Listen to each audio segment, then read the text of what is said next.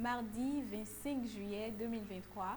Mesdames et messieurs, bonsoir. Vous suivez sur Planète Terre à Terre TV, le Flash Info 100% environnement. Conférence de presse de lancement officiel de l'initiative La Nuit des Parcs nationaux ce mardi 25 juillet 2023 à Cotonou, en présence du ministre du Cadre de Vie et des Transports chargé du développement durable, José Donato. L'objectif est d'informer les journalistes sur l'initiative de la Nuit des Parcs nationaux, mais également de susciter la contribution des journalistes à la mobilisation et à la participation du public au Téléthon en faveur des parcs nationaux, de la Pondjari, du WBénin et des communautés riveraines. Plus de détails dans le 19h45.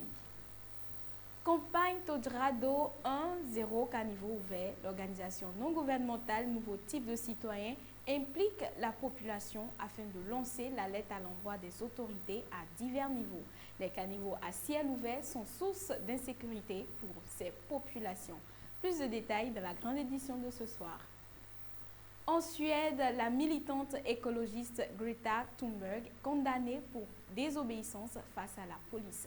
Pour son premier procès, la militante suédoise pour le climat, Greta Thunberg, a échappé à une peine de prison et écopé d'une amende lundi 24 juillet en Suède pour refus d'obtempérer lors d'une action de blocage mi-juin.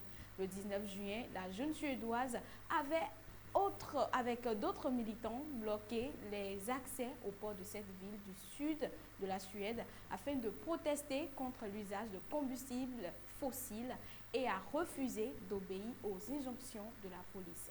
Il est vrai que je me trouvais à cet endroit ce jour-là et que j'ai reçu un ordre que je n'ai pas écouté, mais je tiens à nier tout délit, a plaidé devant le tribunal Greta Thunberg. Elle a expliqué avoir agi par nécessité face à l'urgence climatique.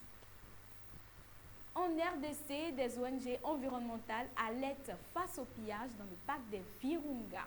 En effet, plusieurs ONG environnementales ont alerté le gouvernement face au pillage dont est victime le parc national des Virunga de la part des groupes armés et notamment des rebelles M23, soutenus selon plusieurs rapports des Nations Unies par le Rwanda.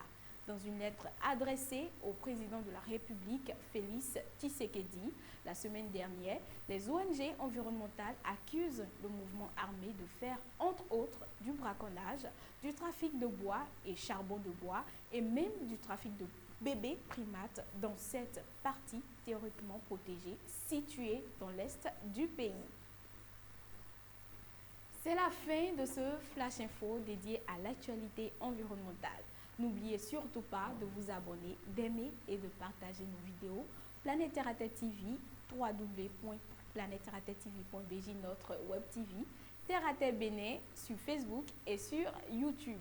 Contactez-nous également pour la couverture médiatique de toutes vos activités liées à l'environnement. En attendant, protégez l'environnement parce que l'environnement, c'est vous.